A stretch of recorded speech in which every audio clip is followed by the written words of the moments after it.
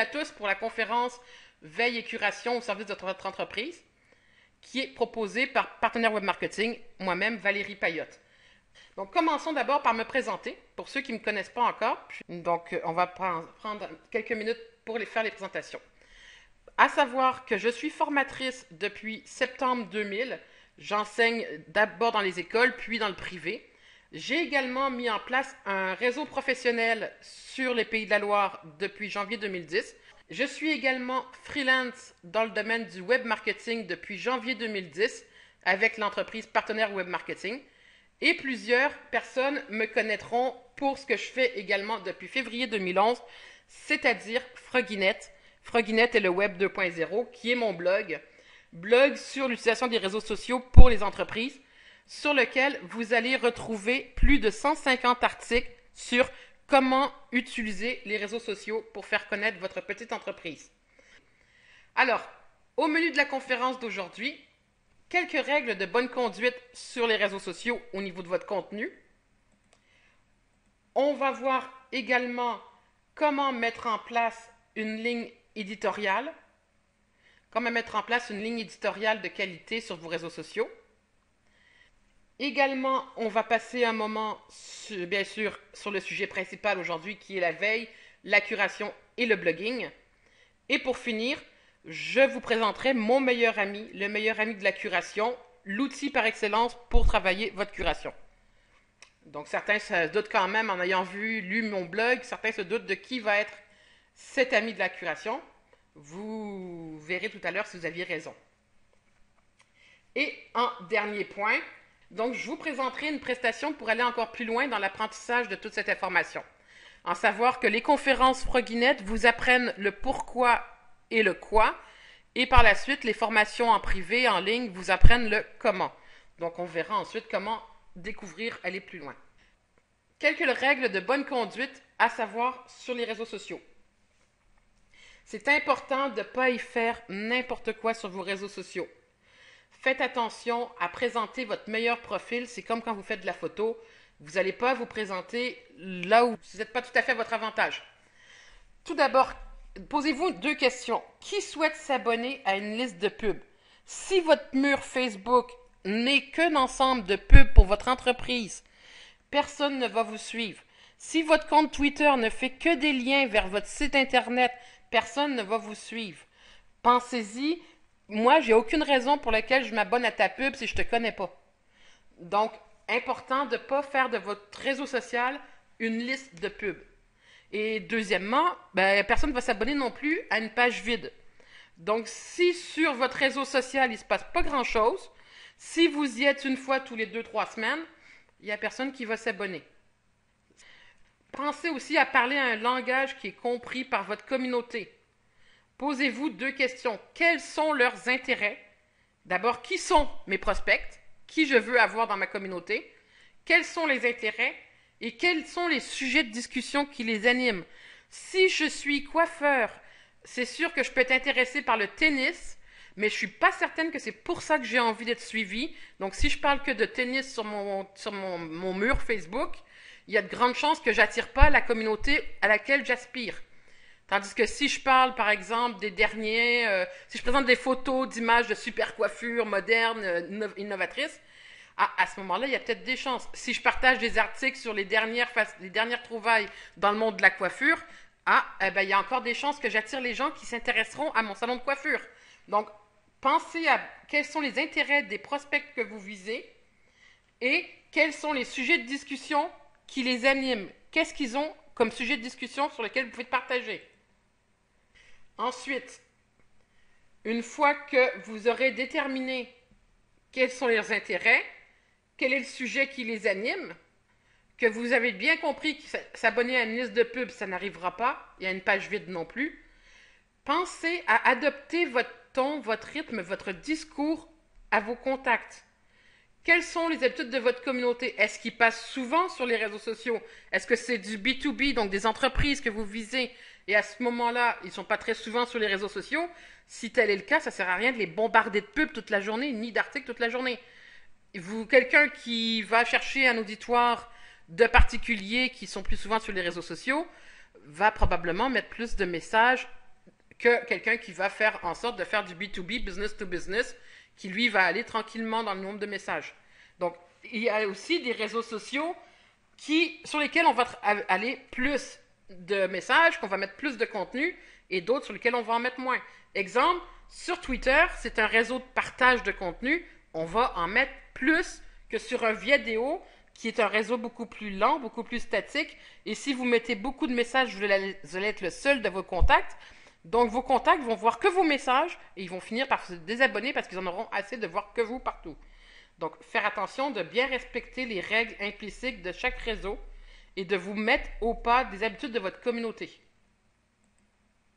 Par exemple, sur Twitter, c'est une approche qui doit être didactique et informative. Sur Twitter, on va y mettre de l'information, on va partager à titre d'expert, on va partager du contenu plus songé, plutôt des articles de fond. Donc, ça va être quelque chose de plus didactique, de plus informatif, un petit peu plus du genre école.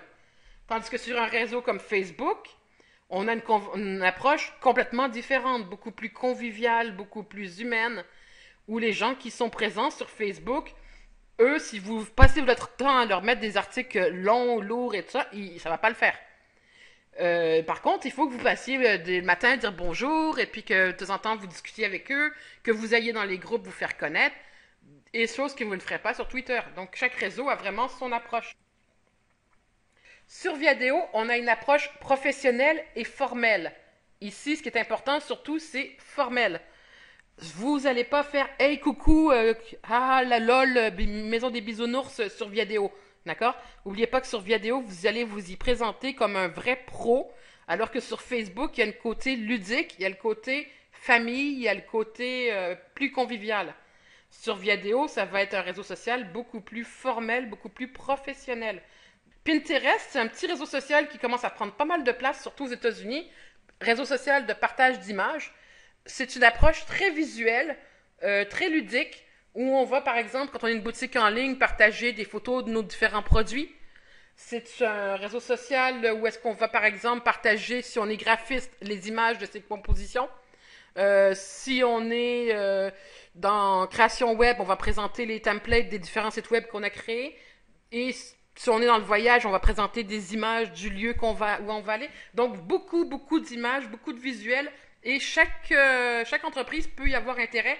Il suffit de trouver la bonne façon de rentrer dessus et trouver ce qui, au niveau visuel, peut représenter votre entreprise. Mais commencez à regarder de ce côté de Pinterest, ça commence à être intéressant ce qu'ils y font.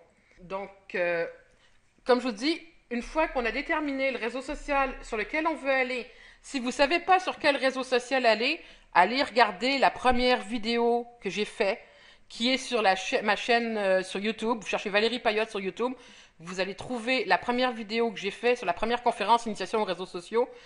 Vous y aurez toute l'information sur comment choisir le réseau social sur lequel m'afficher. Donc, pourquoi Facebook plutôt que Viadeo? Pourquoi Viadeo plutôt que Twitter? Une fois que vous aurez choisi votre réseau social, que vous allez comprendre que chacun d'eux, on ne va pas s'y afficher de la même façon, ça va être important de commencer à penser à mettre en place votre ligne éditoriale. Une ligne éditoriale, c'est avant tout qu'est-ce que je vais raconter, quel va être le sujet, quelles vont être les thématiques que je vais aborder sur mon réseau social. Donc, en plus de juste faire ma pub et partager mes liens, qu'est-ce que je vais faire? Donc, il faut prendre le temps de vraiment évaluer les sujets de discussion préférés de ses prospects, déterminer c'est qui son prospect cible, de quoi il aime parler, quels sont ses intérêts, quels sont les intérêts qui sont en lien, bien sûr, le plus possible direct avec mon entreprise. À savoir que une fois que vous allez déterminer votre sujet, vous allez pouvoir leur proposer des informations de différents formats. Exemple, vous avez déterminé que c'était tel sujet qui intéressait vos contacts. Vous allez faire le tour du web pour trouver quelles sont les actualités, qu'est-ce qui se passe dans votre domaine d'activité en ce moment.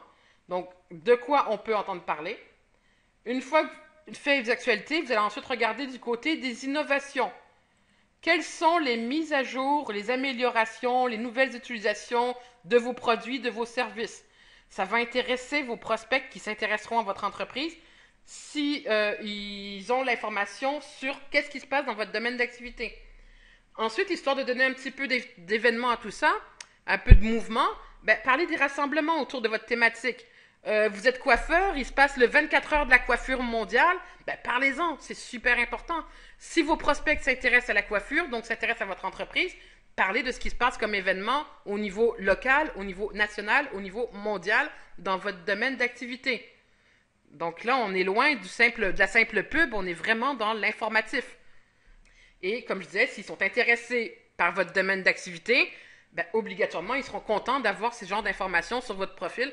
Et quand ils vont arriver chez vous, sur votre profil, sur votre Facebook, sur votre Twitter, sur votre vidéo, ils vont vous suivre parce qu'ils vont voir le genre d'informations que vous partagez et que c'est en ligne directe avec ce qui les intéresse.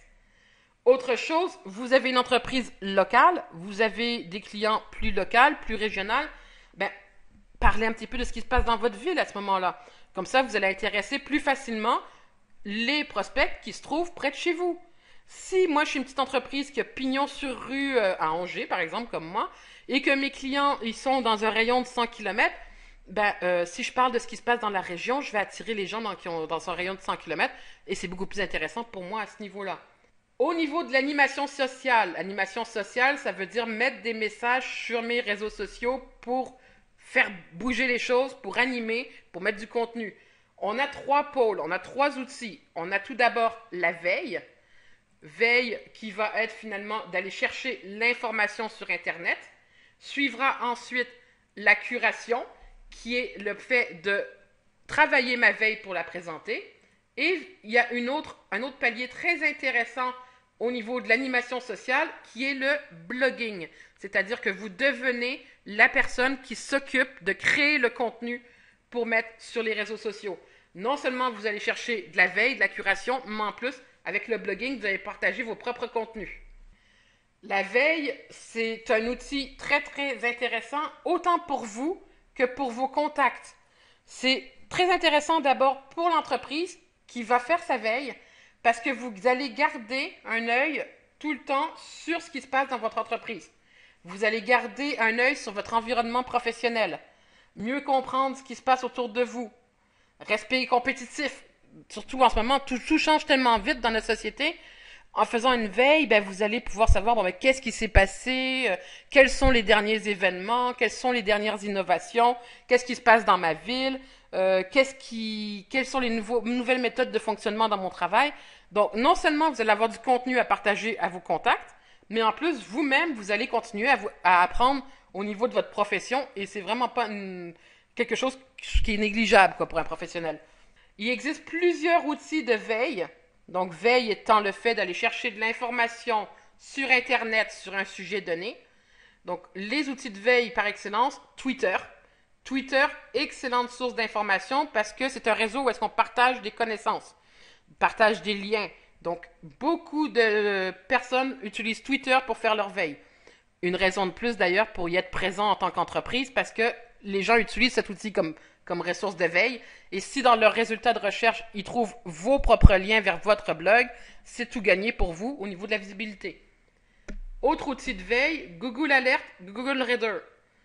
Si vous cherchez des blogs pour avoir du contenu intéressant à partager sur vos réseaux sociaux, faites une petite recherche sur Google, mettez classement blog France, Vous allez voir en deuxième résultat, il y a l'ancien Wikio, et en premier, vous allez voir le premier résultat. Et là, vous allez avoir tous les blogs en France qui ont de l'importance, qui sont bien classés. Et vous allez voir, par exemple, le top 100 dans le domaine famille ou le top 100 dans le domaine actualité. C'est très, très, très intéressant à ce niveau-là. Et bien sûr, outils de veille, les blogs, les forums, les newsletters. Et j'ai également mis en place un répertoire d'outils sur mon site Internet. Donc, si vous allez sur mon site Internet, dans la section outils, référencement social, vous allez avoir jusqu'à 80 outils. Et entre autres, là-dessus, il y en a une quinzaine pour faire votre veille. Donc, tout d'abord, Twitter comme outil de veille. Twitter est un excellent outil de veille. Lorsqu'il est bien configuré, il est très puissant pour trouver de l'information à partager. C'est de l'instantané, donc les gens le partagent, vous pouvez tout de suite aller voir l'information. Et ce qui est bien aussi, c'est quand vous sortez au milieu de cette information avec votre propre entreprise, votre propre blog. Donc, si vous êtes créateur de contenu, ça peut être très intéressant. Vous allez sur twitter.com/search-advance et vous allez pouvoir faire une recherche avancée par mots-clés par personne, par lieu. Et à ce moment-là, vous allez pouvoir mettre toute l'information que vous voulez chercher. Et en faisant rechercher, vous allez pouvoir tomber sur les résultats de Twitter, c'est-à-dire tout ce qui s'est dit sur vos mots-clés dans la dernière journée, dans les dernières heures, et des fois même dans la dernière minute. Ici, par exemple, moi j'avais mis réseaux sociaux, et bien je vois tout ce qui s'est dit sur les réseaux sociaux autour du 19 octobre, parce que c'est à ce moment-là que j'ai créé mon PowerPoint. Donc, on voit bien tout ce qui se dit au niveau des réseaux sociaux. Et ce qui est génial, c'est quand c'est votre message à vous qui sort dans les recherches. Donc, très intéressant au niveau de Twitter pour faire de la visibilité pour votre entreprise. Une petite astuce pour aller encore plus loin en vous servant de Twitter pour faire votre veille, c'est en utilisant les listes sur Twitter. Et à ce moment-là, vous pouvez utiliser les listes qui existent déjà pour aller voir du contenu intéressant. Exemple, vous êtes dans le domaine de l'immobilier, vous allez sur Imo 2.0, qui est un compte Twitter très intéressant, qui a fait quelques listes sur le sujet de l'immobilier. Et à ce moment-là, vous allez pouvoir suivre ces listes et avoir toute l'information qui se fait dans ce domaine d'activité. Donc, très intéressant. Pour ma part, j'ai fait des listes au niveau, bien sûr, du référencement social, du community management, des experts web. Donc, vous trouverez mes listes, twitter.com/ValériePayotte/liste, et vous pourrez vous abonner aux différentes listes que je présente sur Twitter. Et ça vous donnera du contenu à partager sur vos réseaux sociaux. Ça peut être une bonne chose de faire de temps en temps des partages de ces messages sur votre propre Twitter, donc en faisant un RT pour ceux qui connaissent Twitter. Pour ceux qui ne connaissent pas Twitter du tout, vous inquiétez pas, c'est le sujet de la prochaine conférence qui va être prévue pour décembre-janvier. Donc, on va faire une belle conférence sur Twitter, sur les règles de vie sur Twitter, les bonnes façons de s'y conduire et comment faire pour devenir populaire avec son entreprise sur Twitter. Twitter, c'est un super outil de veille. Il en existe d'autres. On va en voir quelques-uns en vrac. Parmi les outils de veille que je peux recommander, il y a donc Google Reader. Vous avez le lien ici. Il y a également un autre que j'aime beaucoup qui est Scoopit, qui me permet d'aller chercher de l'information. Il me permet de faire la curation, je vais vous le montrer tout à l'heure, mais il me permet aussi d'aller chercher beaucoup d'informations au niveau de la veille. La veille étant toujours le fait d'aller chercher de l'information sur Internet sur un sujet donné. Donc, regrouper tout ce qui se fait, tout ce qui se dit sur un sujet donné. Un autre outil que je trouve vraiment génial au niveau de la veille, mais qui demande vraiment un petit peu de connaissance au niveau informatique, parce qu'il n'est pas facile à prendre en main, c'est Yahoo Pipe. Yahoo Pipe, vous mettez plusieurs flux RSS avec plusieurs mots-clés et il vous ressort le résultat final. C'est vraiment génial. Pour ceux qui veulent découvrir, je vous ai mis le lien vers un modèle de pipe que j'ai créé pour vous, que vous pouvez cloner et récupérer et en faire, le faire à votre goût. Dans ce pipe, il y a la place pour mettre 20 blogs, 20 flux RSS de blogs, ainsi que 10 mots-clés. Donc, vos 20 blogs plus 10 mots-clés. Le pipe, au bout de la ligne, il vous sortira uniquement les articles qui viennent de vos 20 blogs et dans lequel il y a au moins un des 10 mots-clés. Et un autre petit intérêt que j'ai découvert dernièrement, c'est Feedly. C'est une petite application pour Mozilla Firefox. Donc, une fois qu'on a vu ce qu'était la veille, on va passer à un autre mot, un gros mot pour beaucoup. Beaucoup se disent, mais c'est quoi ce truc? C'est quoi cette bestiole? La curation. Et si je vous dis la curation est un remède à l'infobésité, là je vous perds, je suis sûre. Lorsque vous allez faire votre veille, vous allez recevoir un maximum d'infos. Vous allez recevoir plein d'articles, surtout si vous mettez plein de blogs, plein de flux RSS, vous allez avoir plein d'infos. Et là, vous allez vous dites, ben oui, mais c'est parce que toute cette info-là, à un moment donné, il faut la classer. Donc, Wikipédia dit de la curation que c'est une pratique qui consiste à sélectionner, éditer et partager les contenus les plus pertinents du web pour une requête ou un sujet donné. Donc, si je vous montre ça en dessin pour que vous compreniez bien ce qu'est la curation, tout d'abord, il y a votre thématique. Votre thématique, ce sont ce que soit votre sujet, votre information, ce que vos contacts ont intérêt à lire. Vous allez mettre des outils en place pour que votre thématique devienne une veille, pour que votre thématique vous apporte du contenu. Ces outils-là, ça peut être par exemple Google Reader, Google Alert, etc. Sauf qu'avec votre veille, Le gros problème, c'est que vous allez vous retrouver devant un phénomène d'infobésité. Donc, de l'obésité, mais au niveau de l'info. Vous allez avoir beaucoup trop d'infos. Et c'est à ce moment-là qu'il va venir le temps de mettre en place des outils. Des outils qui vont vous permettre de faire ce qu'on appelle de la curation. La curation, c'est le fait de prendre ma veille, de la trier, de l'organiser, de choisir les meilleurs éléments seulement, d'y mettre mon introduction, d'y mettre ma petite touche personnelle, pour ensuite utiliser des outils afin de la présenter à mes contacts sur les réseaux sociaux. Et là, ça devient de l'info pour eux. C'est un processus, mais au bout de la ligne, lorsque vous avez un profil Facebook, un compte Twitter, un vidéo qui sort régulièrement des infos de qualité sur votre domaine d'activité, qui fait en sorte que les gens qui s'y intéressent, ils viennent vous abonner chez vous et ils savent qu'ils auront toujours du contenu de qualité, eh bien, croyez-moi, ils vont vous suivre.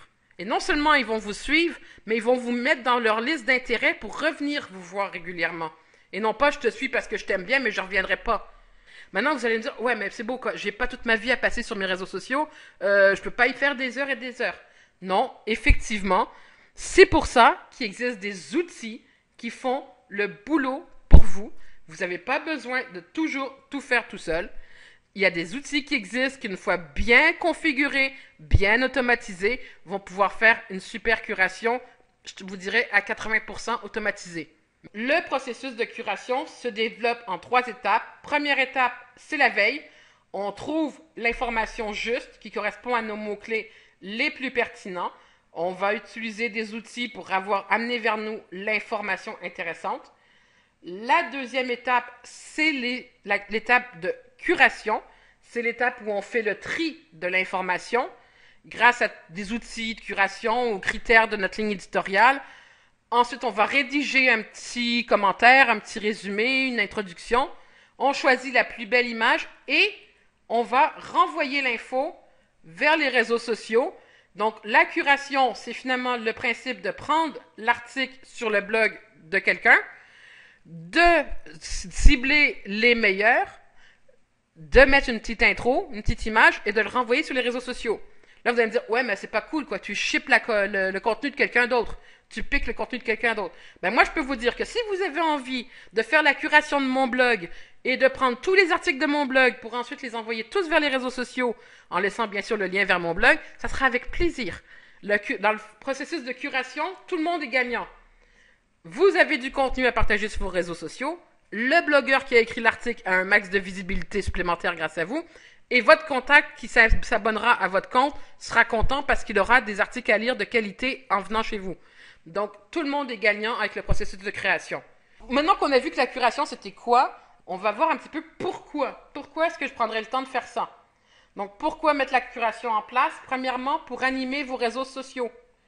Présenter à vos abonnés un contenu de qualité.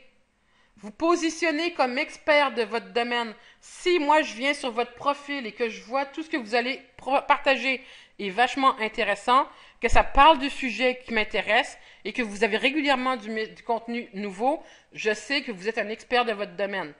Donc votre entreprise va profiter d'une image à la page, une image innovante.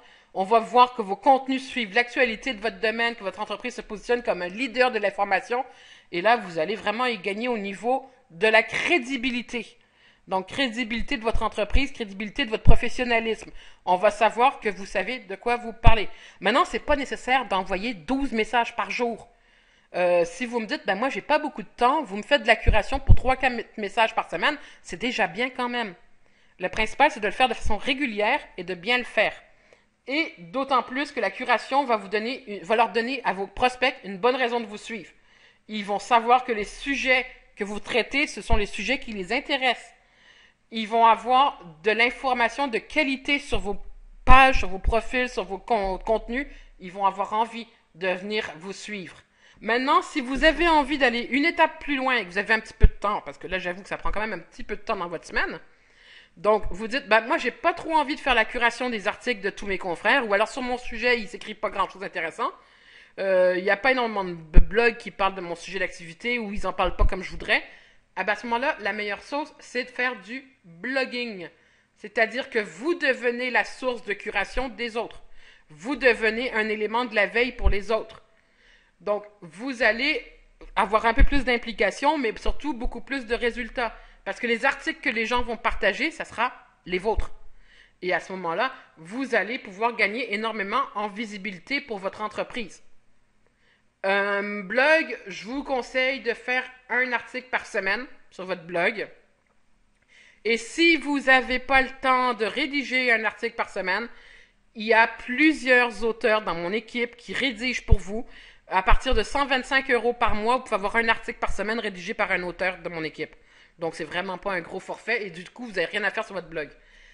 Si vous mettez en place un blog, c'est important que votre blog soit installé sur votre site. C'est super les plateformes, blogueurs, etc., gratuites et tout. Le problème, c'est qu'ils sont très très loin de votre site. Et donc, ça n'apportera pas le trafic vers votre site internet, vers votre offre de service.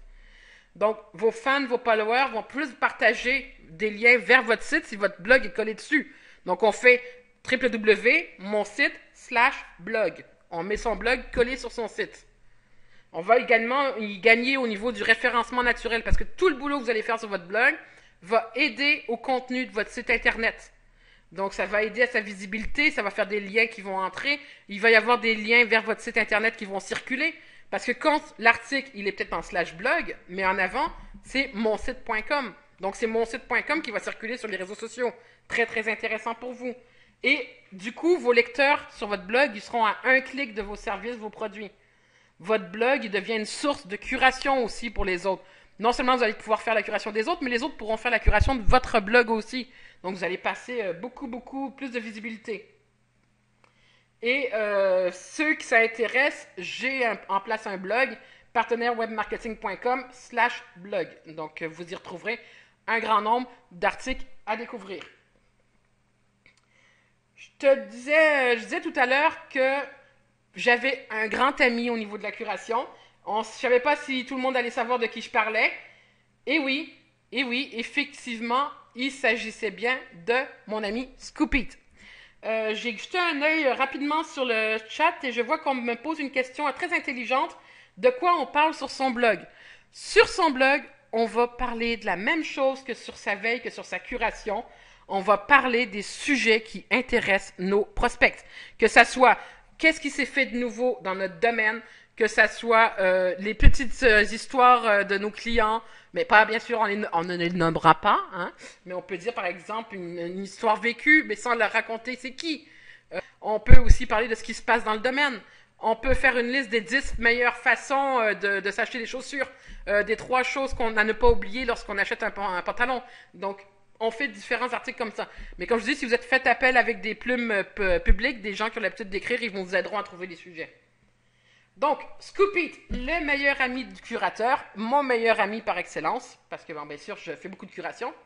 Donc, Scoopit, il est vraiment trop génial au niveau autant de la veille que de la curation. Au niveau de la veille, il me permet de faire des recherches sur tout ce qui a été scoopé, donc parce qu'il y a plusieurs personnes qui utilisent Scoopit, et toutes les personnes qui utilisent Scoopit vont parler de sujets particuliers.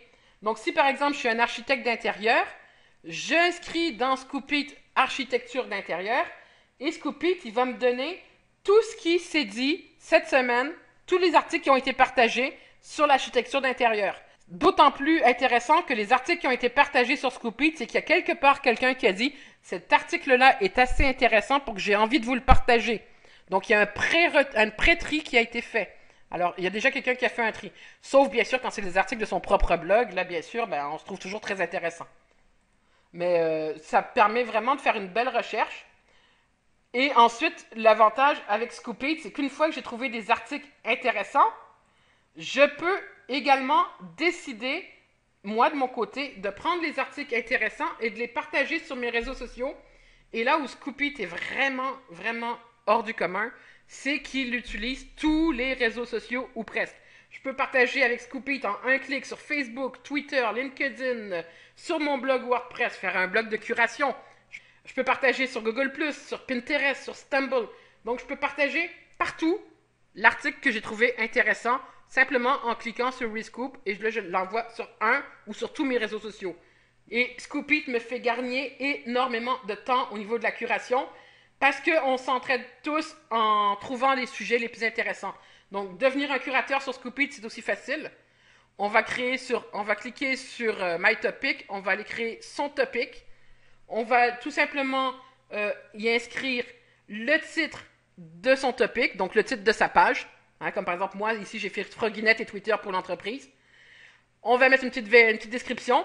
Intéressant, supplémentaire, un petit truc, une astuce, dans la description, mettez le lien vers votre site internet. Comme ça, les gens qui vont sur votre Scoop.it, ils peuvent cliquer et aller directement sur votre site internet.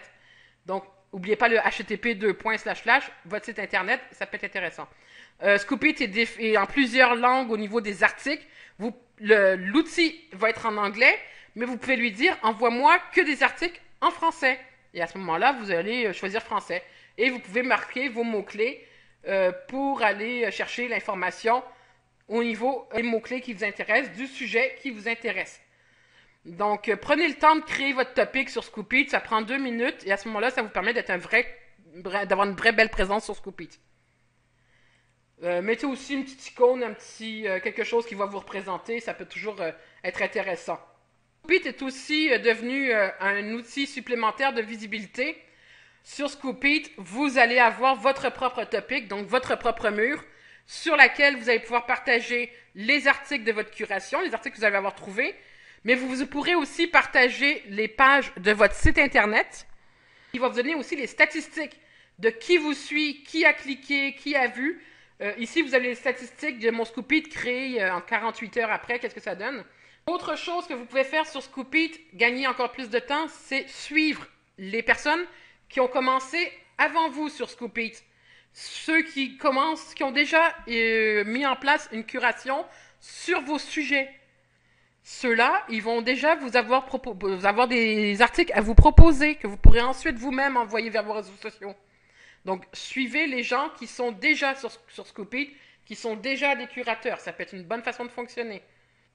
Et une autre astuce intéressante pour Scoop.it, ça va être d'y mettre, au lieu de faire une recherche par mots-clés, vous pouvez inscrire dans Scoop.it le flux RSS de chacun des blogs que vous aimez. Donc, vous avez été sur tout à l'heure l'annuaire des blogs dont je vous parlais. Vous avez trouvé le flux RSS d'une vingtaine de blogs intéressants. Vous les rentrez sur Scoop.it dans Manage Source et à ce moment-là, vous allez pouvoir scooper directement à partir des blogs qui vous intéressent. Donc, encore plus intéressant à ce niveau-là. Alors, tout simplement, sur Scoop.it, vous allez pouvoir partager vos flux RSS, partager des messages Twitter, des messages de listes de Twitter, des slideshares. Vous pouvez partager à peu près tout ce que vous voulez. Une autre astuce sur sur Scoop.it, pardon, vous voyez ici que tout est prêt déjà pour partager l'article. Tout simplement, vous sélectionnez les réseaux sociaux que vous voulez, vous mettez le titre que vous voulez, l'image que vous voulez, et en bas, vous allez pouvoir mettre la petite intro qui va présenter l'article. Attention, dans la boîte Twitter, hein, la première des 3 du bas, important, on conserve le principe des 140 caractères et on n'enlève surtout pas le HTTP à la fin qui est le lien finalement vers l'article que vous allez scooper.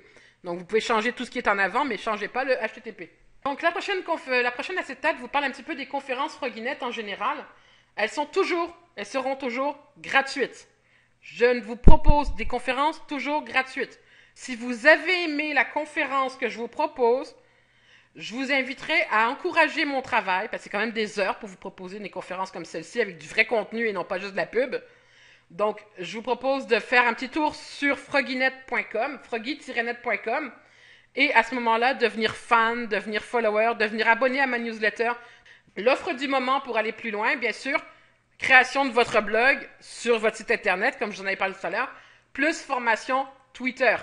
À savoir que normalement, la créa de votre blog est à 395 € et que la formation de 3 heures sur Twitter, Scoop.it, le blog et la curation est d'une valeur de 225 €. Eh bien, moi, je vous propose le tout, donc une petite économie aujourd'hui, qui est proposée à tous ceux qui se seront inscrits sur le lien d'inscription des conférences. À savoir que la conférence, comme je vous le disais, mes conférences, c'est toujours gratuit. Les conférences, ça présente toujours le pourquoi et le quoi. Et si vous voulez savoir le comment, Bien sûr, je vous invite à me téléphoner pour une formation en individuel, en ligne, via Skype. Voilà des outils comme celui-là, par exemple, tout simple pour vous, et où est-ce qu'on va travailler ensemble sur vos réseaux sociaux. On va travailler ensemble votre démarche publicitaire sur les réseaux sociaux. À tous ceux qui doivent nous quitter, un grand merci pour votre présence. J'ai été super contente de passer encore une fois un moment avec vous. Si vous avez des questions sur la veille et la curation, je vous invite à venir faire un petit tour sur ma page Facebook, facebook.com/partenaire.webmarketing, et à me laisser vos questions sur la veille et la curation. Il me fera plaisir de continuer avec vous la discussion d'aujourd'hui. Donc à tous, à très bientôt. Je vous rappelle que la prochaine conférence aura lieu en décembre-janvier et aura pour sujet Twitter et comment faire ses premiers pas sur ce réseau social quand on est une entreprise. À très bientôt, au revoir.